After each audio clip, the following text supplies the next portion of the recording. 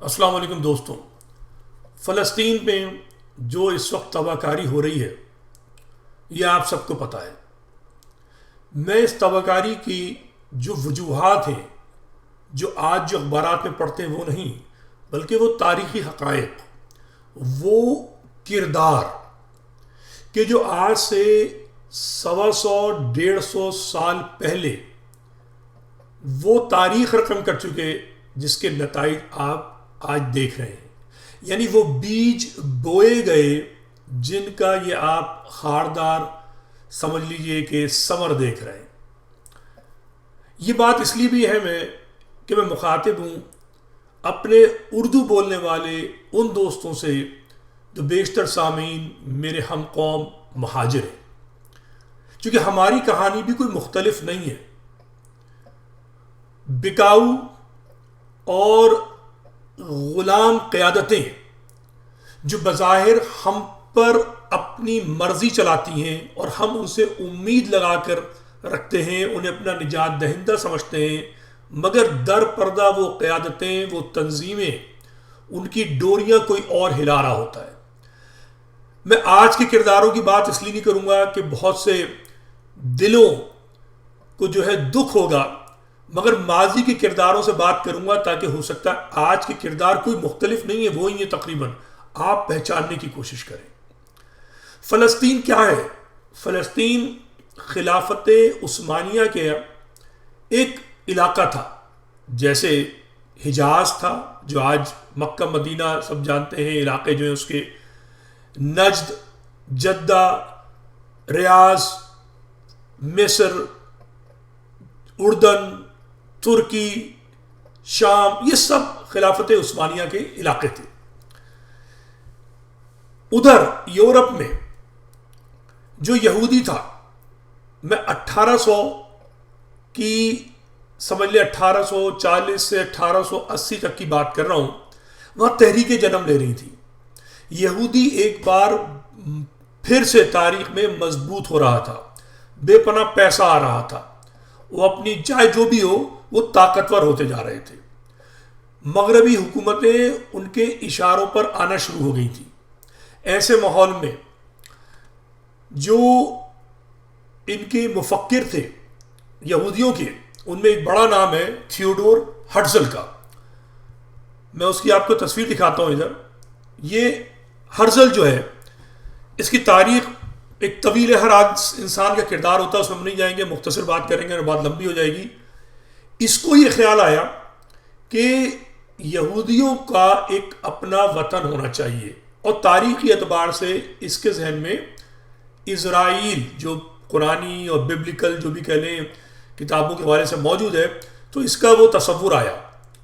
اچھا، یہ اس کے لیے اس نے کیا کیا کہ یہ جو ہے جناب پہنچا، کہا جائے کہ اس کو سلطان جو تھے، خلیفہ جن کو کہا جائے سلطان عبد الحمید، ان کے پاس پہنچا. یہ اس وقت خلیفہ وقت تھے خلافت عثمانیہ کے، اور درخواست کی کہ بھئی یہ علاقہ ہمیں دے دیا جائے، ہم اس پہ اپنا ملک بنائیں گے. انہوں نے اس کو مسترد کر دیا.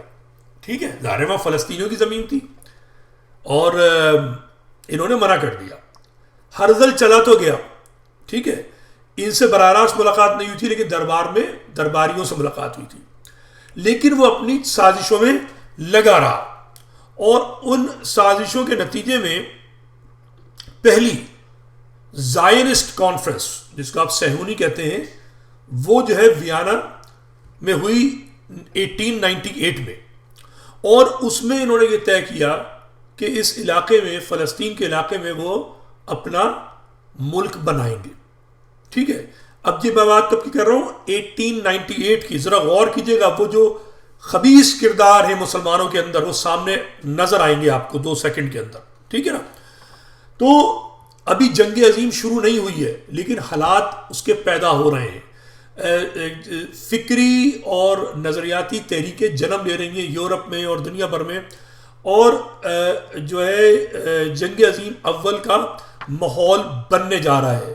یہ جو کالونیز ہیں، نو آبادیاتی جو سمجھ لیں طاقتیں ہیں، یہ باہم ٹکرانے جا رہی ہیں، اور جو کمزور طاقتیں ہیں وہ مٹنے جا رہی ہیں. ٹھیک ہے، تو کیا ہوتا ہے کہ جنگ عظیم کے شروع ہونے سے پہلے پہلے اس کی تیاریوں میں، اس پہ لوگ بات نہیں کرتے، برطانوی جس کو آپ سامراج کہتے ہیں، مکاری کے ذریعے انہوں نے عرب کے جو لوگ ہیں، میں نے کئی بار لکھا ہے ماضی میں بھی، ابھی پھر لکھا ہے کہ یہ جو آج کہہ رہے ہیں کہ مسلمان متحد ہو جائے، مسلمان متحد ہو جائے، او بھائی ان میں نفاق جو ہے آج کا نہیں ہے، یہ 150-200 سال پرانا نفاق ہے، ٹھیک ہے. ایجپشن اور یہ جو عرب ہیں، چاہے وہ عراقی ہوں، اردنی ہوں، شامی ہوں، سعودی آج ہوں، انہوں نے سب نے دلالوں کا کردار ادا کیا ہے. میں غلط لفظ استعمال نہیں کر رہا ہوں جو گالی میں آتا ہے، لیکن دلال ضرور کہوں گا. اور دلال کیسے سمجھنے کی کوشش کیجئے گا کہ میں اس میں آپ کو بھی میں نے تصویر آ گئی تھی، یہ کنگ، یہ جو ہے کنگ جو ہیں جناب عبدالعزیز بن سعود ہے، ٹھیک ہے. ان کے ساتھ اب اس کی تفصیل میں نہیں جائیں گے، یہ کمزور تھے، ٹھیک ہے. یہ جو شریف مکہ تھے ان سے جنگ لڑ رہے تھے، یہ جناب خلافت عثمانیہ سے جنگ لڑنے کی کوشش کر رہے تھے، ایک معمولی سے قبیلے کے آدمی تھے.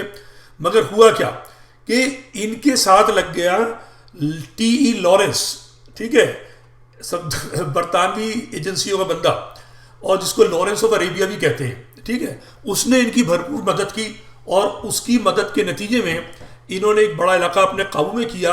اور یہ زمانہ ہے 1800 سے شروع ہوا ہے، اور اس کے بعد اس کا جو کھیل ہو رہا ہے وہ 1917 پر آ کر سمجھ لیں کہ پایہ تکمیل پہنچتا ہے. ان کو نجد میں یا ریاض میں یہ وہاں پر ان کو اقتدار مل جاتا ہے. اچھا، دوسرا ایک اور جو کردار ہے بدنام، وہ یہ صاحب بھی ہیں. یہ کون ہے جناب؟ یہ شریف مکہ ہاشمی اپنے آپ کو کہتے ہیں، یہ کہتے تھے، مطلب حسین ابن علی الہاشمی.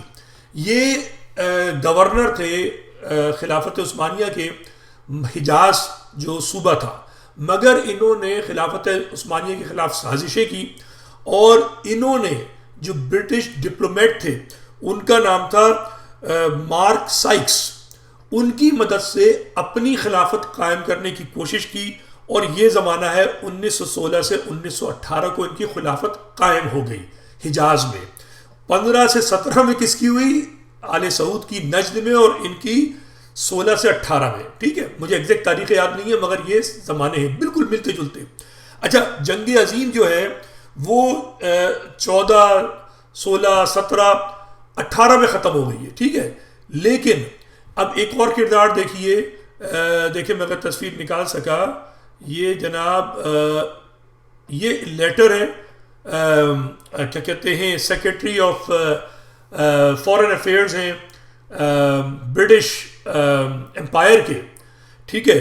اور ان کا نام جو ہے وہ ہے آرتھر بیلفور، ٹھیک ہے. یہ خط انہوں نے لکھا ہے، کی تاریخ پڑھ سکتے ہیں 2 نومبر 1917، ٹھیک ہے. جنگ عظیم ختم نہیں ہوئی ہے، لیکن خلافت عثمانیہ کے علاقے جو ہے، میں نے ابھی آپ کو تاریخیں بتا دی، 1915 سے 17 آل سعود جو تھے وہ برٹش کے ساتھ تھے، اور 1916 سے 18 تک خلافت لے چکے تھے شاہ حسین حجاز میں. ان دونوں عربوں کی وجہ سے کیا ہوا کہ انہوں نے، آرتھر بیلفور نے یہ خط لکھا ہے. کس کو لکھا ہے؟ سر یا جو لارڈ روتھ چائلڈ جو ہیں، جو برٹش زائونسٹ کمیونٹی تھے، اس کے پریزیڈنٹ تھے، کہ ہم آپ کو آپ کا وطن دے دیں گے، ٹھیک ہے. اور یہ تاریخ ہے کب کی؟ 1917 کی. 1800 کچھ کو 80 اور 90 کے درمیان ہرزل جو ہے اس نے ملاقات کرنے کی کوشش کی تھی خلیفہ سلطان عبدالحمید سے، جس کا انہوں نے انکار کر دیا تھا. انہوں نے منع کر دیا تھا کہ یہودی ملک نہیں بن سکتا. مگر ان دو عرب لیڈروں کی بنیاد پر، آل سعود اور جو شاہ حسین ابن علی، ٹھیک ہے. اچھا، انہوں نے پھر کیا کیا؟ دکھاوے کے لیے، حسین ابن علی نے کیا کیا؟ دکھاوے کے لیے کہا کہ جناب چونکہ آپ نے بیلفور صاحب نے یہ لیٹر لکھا ہے تو ہم تعاون نہیں کریں گے. تو جو برٹش لارنس آف عربیہ جو کہہ لیں، ان کی مدد سے سعودیوں نے حجاز پہ قبضہ کر لیا. حسین بن علی جو ان کو برطانوی مدد سے پناہ لینی پڑی، لیکن ان کے دونوں بیٹوں کو جو ہے جناب انہوں نے کیا کیا تھا، ایک بڑی جنگ ہوئی تھی، گریٹ عرب ریوولٹ، ٹھیک ہے، یہ جنگ لڑی گئی تھی اسی زمانے میں خلافت عثمانیہ کے خلاف 1618 میں. اس کے ریوارڈ میں، اس کے انعام میں فیصل کو، جو ان کا بیٹا فیصل ہے، اس کو عراق حوالے کر دیا گیا، اور جارڈن کاٹ کے جو ہے حوالے کر دیا گیا، کس کو؟ حسین، ان کے بیٹے جو شاہ حسین کہلائے. ٹھیک ہے، تو جو خلافت عثمانیہ تھی اس کو برطانیہ نے اکیلے شکست نہیں دی، اس کو شکست دی ہے بدترین کافر شیعہ کی مدد سے بھی نہیں. کہتے ہیں نا، نعرہ لگاتے ہیں کافر کافر، شیعہ کافر، دنیا کا بدترین کافر. نہیں، شیعہ کافر کا اس میں کوئی کردار نہیں ہے. اس میں کردار ہے اخوان المسلمون، جو آل سعود کے ساتھ جنگ لڑ رہی تھی خلافت عثمانیہ، دونوں اہل سنت. ٹھیک ہے، اور پھر الاخوان نے اس شاہ حسین جو خود اہل سنت کا حجاز پہ گورنر، جو برطانیہ کے ساتھ ہے، ان کی آپس میں لڑائی ہوئی ہے اور حجاز ان کو مل گیا. الاخوان جو ہے، جو الاخوان سے پھر آگے چل کے اخوان جو ہے یہ مصر میں بھی بنی ہے، حماس بھی اخوان ہی کا سلسلہ ہے. ٹھیک ہے، تو کہنے کا میرا مطلب یہ ہے، میں مختصر اب میں کر رہا ہوں کہ انشاءاللہ کبھی تفصیل ہوئی، کسی کو دلچسپی ہوئی تو اس پہ تفصیلی بات کریں گے. کہنے کا مطلب یہ ہے کہ جو نظر آتے ہیں نا، ایک شعر ہے مجھے یاد نہیں آ رہا، جو ستارے جو آپ کو نظر آ رہے ہوتے ہیں نا، کچھ آپ دیکھ رہے تھے واہ کیا چمکتا ہوا ستارہ ہے، اس کی جو روشنی ہے وہ اس کا روشنی اس کی اپنی نہیں ہوتی ہے، وہ کسی کی معکوس ہوتی ہے. تو یہ جتنے ہیں آج جو فلسطین میں ہو رہا ہے، فلسطینیوں سے ہماری ہمدردی ہے، ہمارے مسلمان بھائی ہیں، ٹھیک ہے نا، اور ہم چاہتے ہیں کہ ان کی زندگیاں بہتر ہوں، مگر ان کی جو قیادت ہے حماس، مجھے یقین ہے کہ اس کے تانے بانے جو ہلتے ہیں پیچھے سے کہیں اور سے ہلتے ہیں. یہ جو کچھ فلسطین میں ہو رہا ہے آج، یہ اسی لیے ہو رہا ہے تاکہ گریٹر اسرائیل بن سکے. اسرائیل کو موقع دیا گیا ہے کہ غازہ کی پٹی کو ملیا میٹ کر دے، فلسطینیوں کو بیڑا غرق کر دے. یہ حماس نے جو کام کیا ہے، جس پہ ہمارے بہت سارے مسلمان خوش ہیں، دراصل اس کے پیچھے کوئی اور ہاتھ ہے. یہ جو سیکیورٹی لیپس ہوا ہے، جو دیوار، جس آئرن ڈوم جس سے پرندہ پر نہیں مار سکتا، ٹھیک ہے نا، وہاں سے اتنی بڑی کاروائی ہو گئی، اس کاروائی کے بعد سب پورا امریکہ اور اسرائیل لگا پڑا ہے. تو یہ اس کے پیچھے کچھ ہے، بالکل ویسے ہی جس میں نے آپ کو تاریخ بتا دی کہ آل سعود، ہاشمی، اور جس طریقے سے پھر جو مصر میں موومنٹ چل رہی تھی، عراق میں موومنٹ چل رہی، ان کے پیچھے، سب کے پیچھے جو تھا برطانوی سامراج تھا. یہی حال مہاجروں کا ہے. مہاجروں کی جو قیادت ہے اس کی ڈوریاں کوئی اور ہلاتا ہے. اسی لیے جب چاہا صوبے کی بات کر دی، جب چاہا صوبہ واپس لے لیا، جب چاہا پیپلز پارٹی کی حمایت کر دی، جب چاہا پیپلز پارٹی کی حمایت لے لی، جب چاہا عمران خان کی حمایت کر دی، واپس لے لی. کبھی نسل پرستوں کی گود میں بیٹھ گئے، کبھی نسل پرستوں کو گالیاں دینی شروع کر دی. مہاجروں کو کچھ نہیں ملا، مہاجروں کو کچھ نہیں ملا، اور آئندہ بھی نہیں ملے گا، چونکہ قیادتیں بکی ہوئی ہیں. اور جو عوام ہے، چاہے وہ بیچاری فلسطینی عوام ہو، چاہے مہاجر عوام ہو، وہ صرف نعرے لگاتی ہے، وہ مرتی ہے، کٹتی ہے، پٹتی ہے، شہید ہوتی ہے، پھر امداد مانگتی ہے، چندے جمع کرتی ہے. لوگ کال کرتے ہیں کہ ندیم بھائی مدد کیجئے، بچوں کا یہ حال ہو گیا ہے. جماعتی مدد مانگتے ہیں کسی اور مطلب کے لیے، مہاجر مدد مانگتے ہیں اپنوں کے لیے. ارے بھائی، تم سیاسی طور پر بلوغیت حاصل کرو گے تو تمہیں دنیا بھر سے مدد نہیں مانگنی پڑے گی. تم سیاسی نظریاتی بنو گے، کامیاب ہو جاؤ گے. مگر تم اگر ان لیڈروں کی للو چپو کرتے رہو گے، ان دوسرے آقاؤں کی کٹ پتلیوں کو اپنا آقا بن سمجھتے رہو گے، تمہیں کچھ نہیں ملنے والے گا. افسوس، فلسطین کا بہت برا حال ہوا ہے، اور لعنت ہے ظالموں پر کہ جنہوں نے ظلم کیا ہے.